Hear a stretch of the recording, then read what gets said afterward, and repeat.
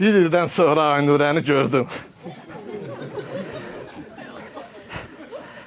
Həmən Aynurə idi ki, həmən Aynurə.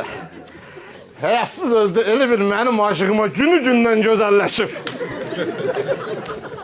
Ay Aynurə, ay Aynurə, ay Aynurə.